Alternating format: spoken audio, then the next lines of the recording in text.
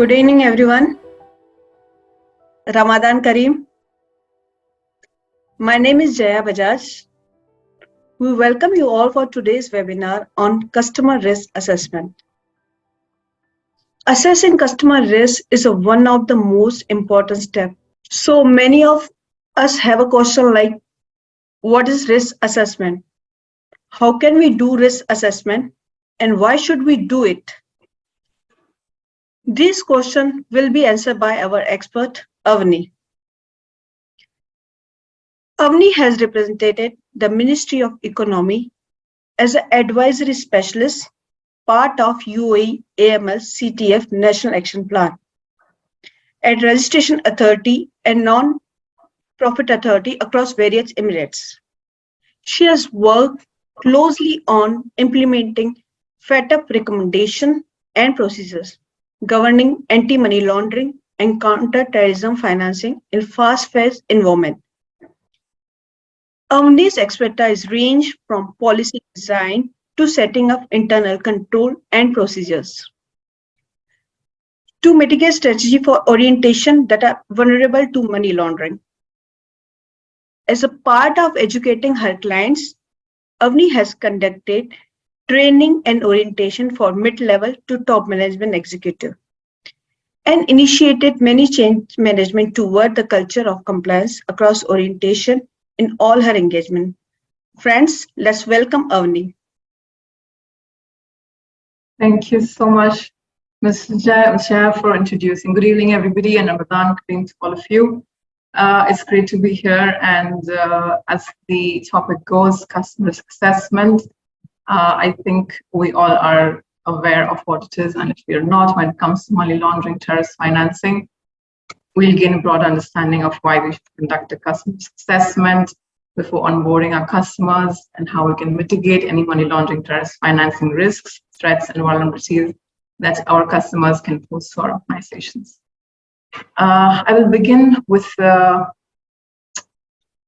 need to create. Why do we need to create? Why do we need to create a customer risk assessment? I'll begin with the fact that since we are already facing a lot of, issues in the economic front when it comes to the worldwide front, in say, for example, in money laundering, terrorist financing, having economic sanctions on banks, on other financial institutions, which are, say, a mediator, which bring business to the UAE. I think we, as the gatekeepers, so to say, have a very big responsibility when it comes to assessing customers whom we are allowing into, having in our customer base and organization who we are dealing with. Probably, if not one-off transactions, maybe we have repeated transactions with them, and probably we are not able to always have a clear idea who is the beneficial owner of the companies that probably we are a company service provider. We will be registering companies, giving them services, say, being the power of attorney arrangements which help them, if they're outside the country, to be able to get things done in the UAE. So basically, we are definitely taking up a lot of risk, and that is why we really need to have a customer risk assessment. So when I say that we need a customer risk assessment, what do I really mean? We say that so the purpose basically of having and designing a customer risk assessment framework is to ensure, obviously, that we are able to create a methodology for our clients' risk rating. So when we say risk rating, I will totally touch upon the FATF and the results of the national risk assessment, which give us a broad idea of how we can design a methodology and go ahead and create a framework which helps us to mitigate risks, create more internal controls and procedures, which can be used to basically risk rate and score our customers, and further, help us monitor the activity and changes in the risk profile of our customers. Now, when we are starting to design our framework, I think the best approach would be to create a gap analysis of where we are today, okay, and where we want to really be when we are at the end of creating our risk assessment. And we have made sure we create a company-wide risk assessment, and we are able to see that where is the gap that we are facing and how much risk are we taking on when we onboard customers without risk rating and risk scoring them. And when we do risk score them, how much risk are we mitigating? So the easiest way, as per the UAE law and the output of the national risk assessment, and that's stressed also by the fact of the methodology that can be followed, is having the minimum, risk covered, which is basically coming from the customer in terms of having an individual or a legal entity, of having the customer base, which is the geographic risk. Where are we getting, the business from? What is the country of origin of the customer? The services and product risks that are offered. Say, for example, we have high risk services that are being offered in terms of the best example that I could give you is having to register a DNFPV or having to register high risk activity, which is going to elevate the risk. And we will further discuss why this could also be an overriding factor in a risk assessment. Delivery channel risk is also a very major factor when it comes to risk assessment of our customers, because when we welcome them, when we onboard them, we do not see this risk initially, but when we are towards initiating the transaction, this risk becomes a very important risk. We will go through this one by one.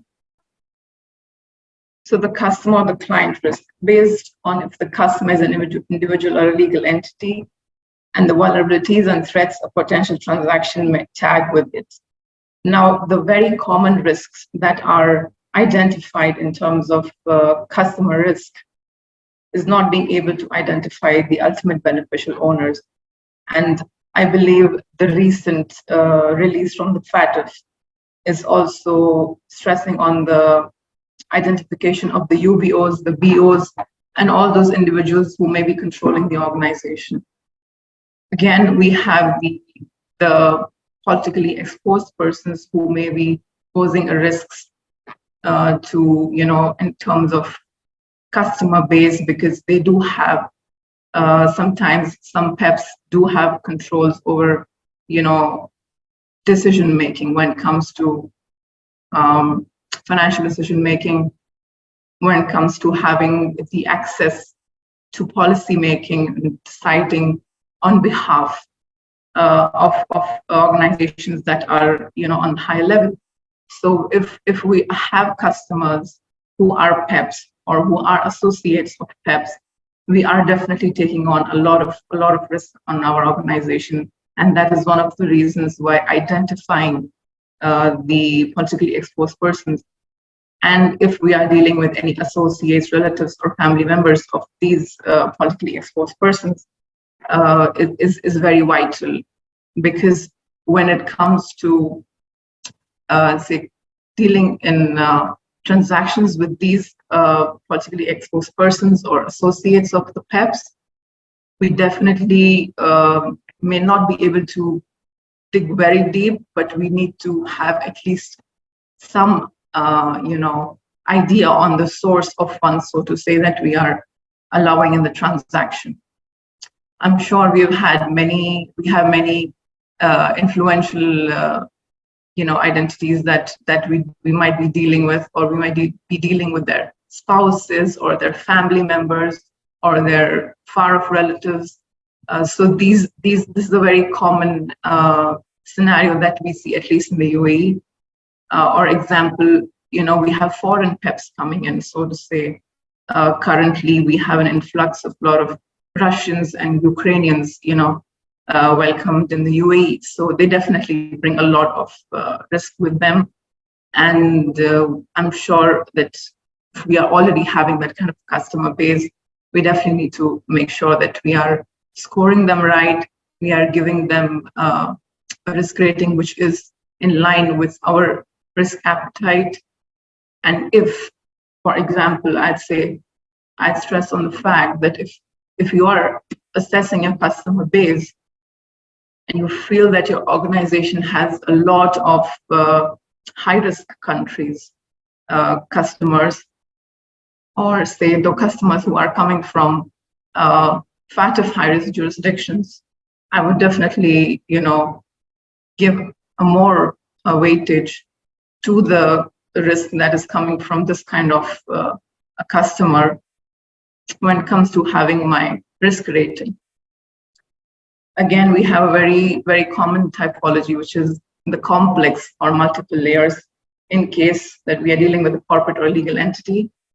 Having multiple layers in itself is a very common red flag.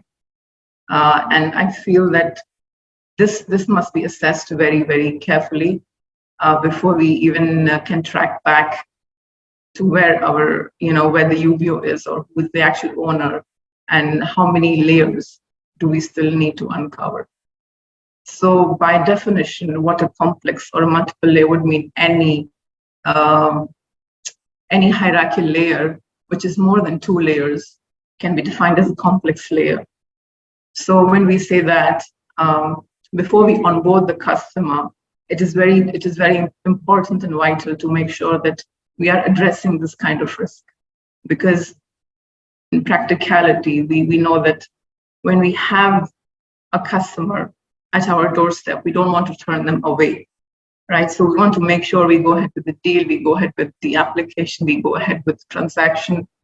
So before we come to a point where we have to decide, should we onboard the customer or not, we have that short time span where we need to make sure we have all our KYC documentation in place, our due diligence is in place. If we need to have enhanced due diligence, I think we should and must go for it, because then if we are not, we are just taking up risk. And it is always going to be a choice that we have to make when it comes to letting go or turning away the customer or accepting the risk, of course. So I think that is again bringing us back to the risk appetite of the organization that is to be assessed, and obviously the senior management, the risk appetite that the senior management is willing to take up. Moving ahead to the services and product risk, the services rendered or the activities in trade license of the customer are high risk from a money laundering and terrorist financing perspective. Any common key risks that we could see in this kind of a service product risk would be registering DNFEB activities which are deemed as high. Now we have obviously in our NRA, in the National Risk Assessment, the outcome of the NRA stresses on having activities which are DNFBPs as high risk, and any other regulated industries such as gold mining and so on are also very high risk activities. So all these industries are definitely deemed as high risk, and we will see in our further slides that we can definitely consider these as overriding risk factors, and definitely these go to a high risk customer base and they stay there for a very long time, and they are our high risk customers, and definitely we need to keep them under ongoing monitoring. Now I would again stress on the last point, which is less or no clarity on the ownership of the entity, because I feel that no clarity on the ownership of the entity brings us to the risk that we are not aware whom we are dealing with. And that again, the responsibility falls back on the organization as to who they want to keep in their customer base, and how they want to even identify if there is a risk at all before going ahead and mitigating it or implementing procedures and policies. So this is where it is, I'm sure we all understand, it is very, very important on behalf of the operations team and the senior management to make sure that we have full information on whom we are actually dealing with. So our next factor would be geographic risk. This is also, again, a very important factor. As I mentioned before, I was just considering the fact that, we just read last week in the news that one of the banks, one of the Russian banks, which is MTC, has been, the central bank, has been revoking their license, and they have made sure that in 6 months it's a wind up for them. So this kind of uncertainty in the economic environment that we are in right now also is a very important factor to consider when we are doing our risk assessment, and if we have to make sure our customer base is strong enough when it comes to they having to provide us the information for conducting any transactions. And of course, we have to make sure that our tools are in place. We are updated of what countries are included in the fact of lists when it comes to countries under high risk, non-compliance, high risk jurisdictions, and all these kind of factors that are definitely going to affect the risk assessment of our customers. Now, again, since we have a lot of virtual meetings, these days, when it comes to having the delivery channel risk that we might embed into our risk when we assess our customers, although it is very common to have virtual meetings and the IDs getting verified through meetings, companies being registered, transactions being done, any kind of services being rendered. So, like I mentioned before, using POAs is a very common practice. Having non-face-to-face conversations with customers over WhatsApp or Zoom meetings, which is very common these days, is definitely a risk. Maybe it does not look like a risk in the beginning, but given the nature of the virtual world, I'm sure that we all know that we definitely cannot have a full idea whom we are dealing with. And of course, if we have transactions that involve foreign customers, they may send across their representatives to go ahead and complete the transaction, or say, for example, ask them to go and on their behalf, the representatives become the power of attorneys and so on. And all these methods are definitely used to obscure the original identity, and this again increases the risk, and that is definitely why we need to include this factor in our risk assessment. Again, when it comes to initiating the transaction or paying for the transaction, we've seen that mostly DNFBPs are facing this, wherein they have a payment to be done. The customer has a payment to be done, and they go ahead and probably use a bank that is not very recognized, or they offer to pay in cash, or they offer to pay in virtual currencies, which is again a bigger risk, because we have now that we have a virtual asset law in the UAE. If you are dealing with virtual currencies and you are exchanging virtual currencies for payments and so on, definitely look into that law too.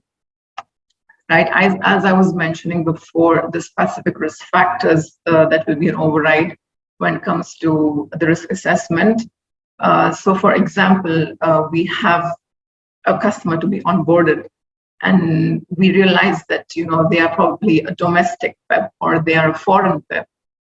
We may not even probably, let's take an example of a domestic PEP, which is very common these days, and it is possible that the frontline, or your sales team or your operations team, when they approach with this kind of a customer, they may not want to ask too much of them, of the ID and all the verification documents. They may not they may not have enhanced due diligence measures in place because we feel that we might lose business, and we might lose more prospective business in the future, which they might bring to our organizations.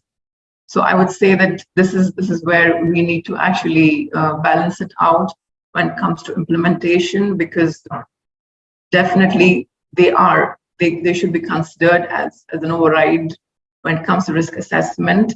And we need to make sure we have documentations in place, we have the controls in place, and we need to make sure that we are dealing with people who are definitely bringing funds that are having a legitimate source. If not perfectly, we are not able to verify it. At least reasonably, we are able to verify that whomever we are dealing with, even if they are holding that kind of a position, being a PEP, we are able to have our documents in place, all the forms in place, and we are aligned with our policies. So if we are having a PEP as such, we override all the rest of the factors, and we automatically bring this kind of a customer to a high risk category in our customer base. Another example of having to automatically high risk rate a customer while onboarding would be customers from high risk countries or FATF listed countries and increased monitoring, or sanctioned countries, or who have recently been sanctioned or are in the process. They might just be sanctioned, say, very soon. And again, we need to be careful of that. Again, if the countries are sort of be sanctioned, it's possible that the banks that are in those countries will have economic sanctions, and it's very possible that the customer or the potential customer is trying to divert their funds towards banks that may welcome them. So again, it's a very risk-based approach, I would say, when it comes to categorizing customers, because it's again the decision of the organization as to how much risk they want to take up, what factors they feel are override for them, what are not. Like I just gave here 2 examples, but definitely you can go ahead and add more according to your risk appetite. Now, when we say we have an override factor, definitely this should go through the senior management, and the advice of their compliance officer or the MLR should be taken when we think that, like I said, we might think we might lose a customer. The frontline might think that we lose a customer, but I'm sure without senior management approval, without having to discuss with the MLRO that are we falling within our risk appetite, are we able to make sure that we will be able to mitigate this risk.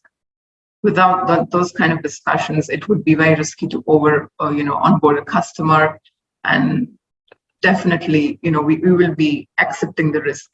Yeah. So when it comes to the risk rating, we definitely need to have some kind of a methodology, and the methodology would consist of considering all the risk factors which we just mentioned, and then giving them weightages as per our company risk assessment. Now, this is a common risk rating methodology, and weightages when it comes to this is basically, I would say, more of a financial institution base and not a DNFBP, but just to give you all an idea of what it would look like, wherein we can assign ranges to our risk factors and make sure that if we, according to our risk assessment, and we need to make sure that what kind of ranges we are looking at. Okay, now when I said geographic risk, I was mentioning that if you feel your customers are coming from high risk countries, then we give certain weightages to that factor. If we feel that we are getting other risk factors which are more which would carry more weightages in our total risk rating of the customers, we definitely should go for that. So this is basically a lot of involvement of management, senior management, compliance officers, where we need to assess what kind of range we need to assign to each risk factor type. Now, this is definitely a manual tool, and it would work only if you have a new organization or if you're, an SME.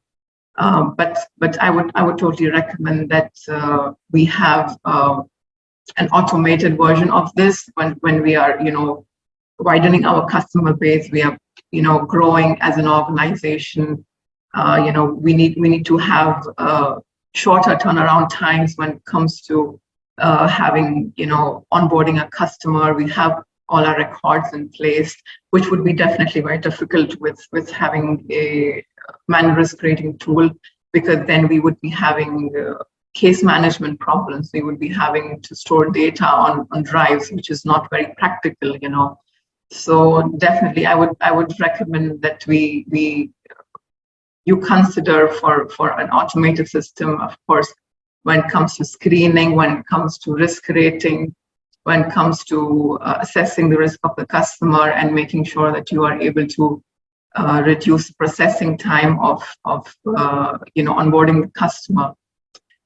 We will continue with the presentation. Of course, the product that you guys just demonstrated completely ties up with what we are discussing right now, and it gives, I'm sure, it gives the attendees a more comprehensive view of what basically includes customer risk assessment. Not only it is about screening, but also making sure we have a certain scoring range, or we have a logic behind it, which makes sure that we are correctly classifying our customers, we are correctly rating them, and we are correctly monitoring them.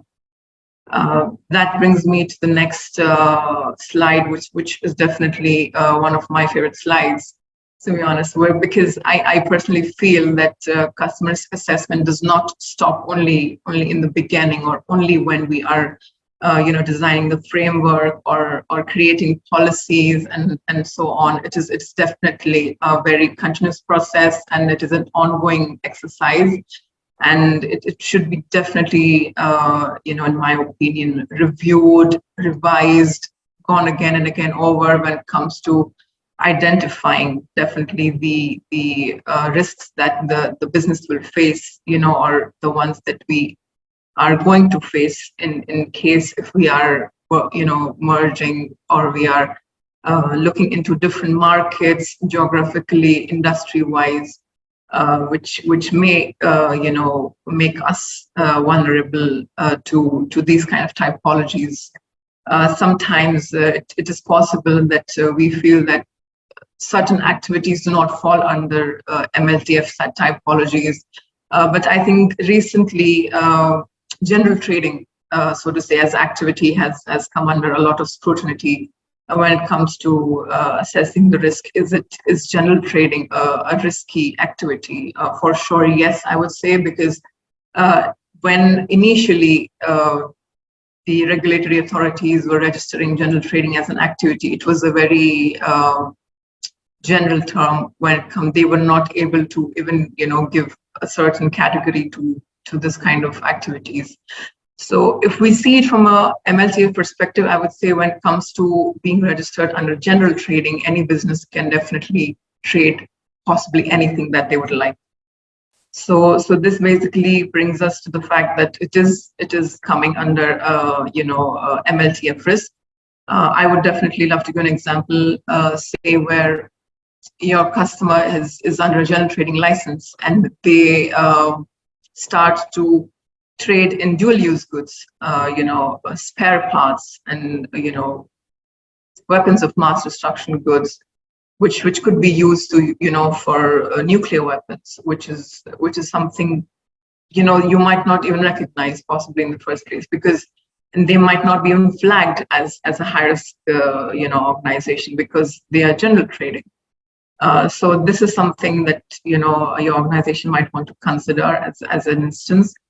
So I feel that having to continuously monitor, having to continuously remain updated of what laws are coming in, of what updates are coming in, any best practices that are followed in the region, are followed by your friends or colleagues who are in the same industry. Definitely, I think these should all be taken into account.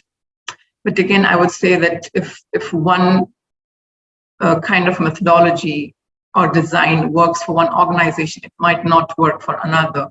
Maybe you are a new organization, you're a small organization, your customer base is different from other organizations. But definitely, I think knowledge sharing is definitely a very good idea when it comes to, identifying risk rating, or having to discuss customer base, or having to discuss, one-off cases, which might give, a better idea of what actions were taken, how the risk was mitigated, and so on. Right. Of course, when we say customer risk assessment, one of the major factors would be aligning the policies and procedures and all the internal controls that are designed. And of course, when we say internal controls, sanction screening and risk assessment softwares are a major part, I would say, because we are practically today nothing without technology. So embracing technology is the only option, I guess. So do look at those kind of, having policy procedures, having controls which are definitely, more towards automated technologies, so that, we are equipped to make sure that we are covering all the risks that are faced by the organizations. And definitely having a risk-based approach where we identify the risk, assess the risk, manage and mitigate it, and definitely see how much, is this risk going to be occurring, the likelihood of the occurring and the impact that it might have on the organization, and how, our internal controls and procedures in place, forms, controls, internal policies, are just, tools to basically mitigate these kind of risks. Right. Again, I would say that I'll start with the senior management when it comes to having, to set the tone at the top. When we say set the tone at the top, I think having to employ compliance officers, having to have a compliance function, maybe a compliance department, depending on the size of the organization, and having, having your AML assessment done on probably an annual basis would be one of the major role of senior management, when it comes to having a third party come in and assess if everything is in place, if all the AML controls are covered, if all the risks are covered, are the policies up to date, is the senior management basically paying attention. So when it comes to senior management and setting a tone and everything, I think it also includes cases where the applications or the transaction for approval, they go up to senior management, and the senior management has to make a decision, an informed decision, when, should they approve it, should they go for it, should they accept the risk, should they reject the application or the transaction. So I think these are very important when it comes to senior management, because I think since the leaders, they have followers. So as we know, so if the leaders are, not taking up the responsibility, then I think it is all going to crash. So I think the senior management, it's very important for senior management to, set a tone where others follow and they follow correct. And again, this brings me to the next hand, which is the compliance and the, having in-house or, third party having to outsource it for you, and, but the whole idea, the whole logic behind having compliance is the function is independent. Even if you have an in-house compliance officer or you have an MLRO, I think the independence of the function is very important, because it gives unbiased decision making. It gives a perspective which is aligned with the law, which again, the senior management can take advantage of when it comes to decision making and giving an opinion as to go ahead with transactions and applications or not. Again, I would not, I can't have stressing on the IT and the systems when it comes to having a great, case management tool, risk assessment tool, having a screening tool that is definitely, reflecting your, the user, who's going to use the tool are they able to use the tool? Are they trained enough to use the screening tool? Are they able to input all the details of the customer to screen them correctly and have, to have the correct outputs, and then, put them as an input for the risk assessment of the customer base? That again brings us to training and development. I think not only by training and developing your relevant staff who is under the compliance, I think even senior management should be a part of training and development, for the only reason that, for instance, if we sometimes have the senior management directly deal with the client, probably they have a network that they have access to and they directly deal with the clients. They might close a deal transaction with the client.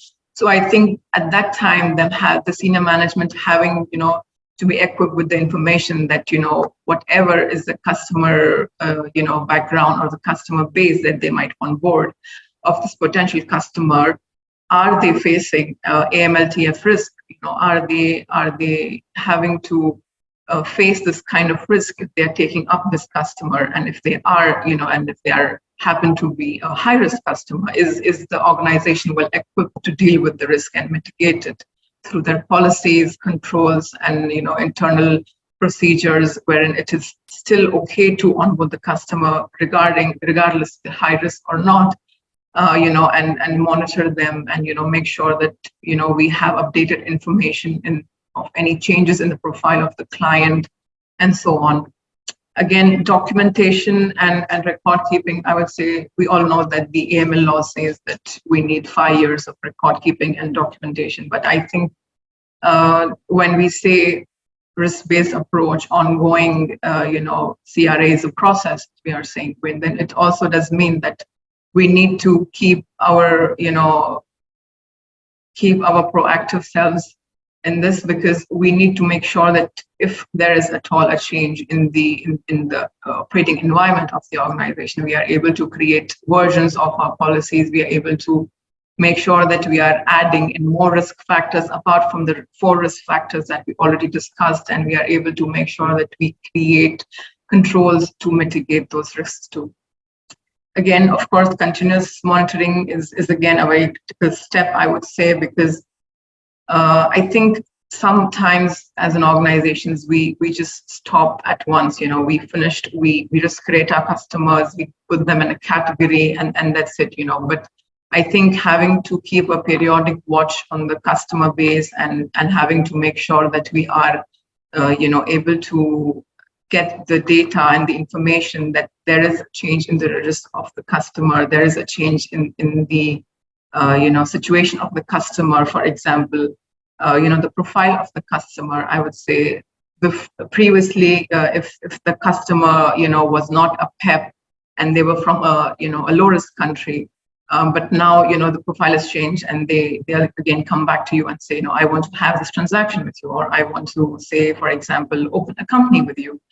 Then I would say that then they would come back and say, I'm a PEP, I've moved from this country to that country, and you realize that the profile of the customer has changed, right?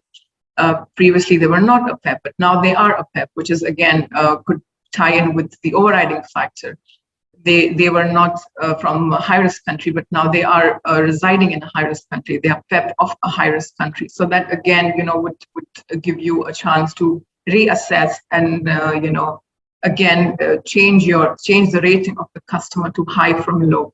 So instances like that, where I feel it is always a continuous process, and applying a risk-based approach on a case-to-case basis would definitely up the game when it comes to having correct risk assessment for customer bases.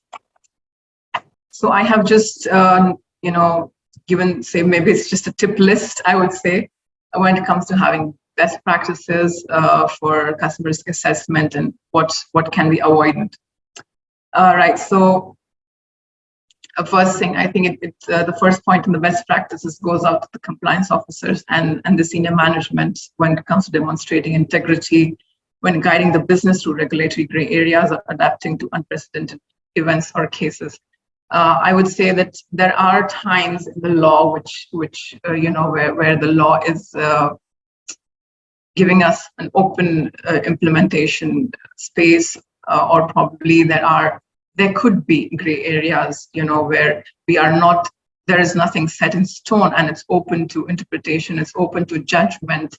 I think that's when I would say the senior management and the compliance team would have to, jump in and make sure that the best decision is taken, and the one that is of course good for the organization, and again keeping in mind compliance with the law.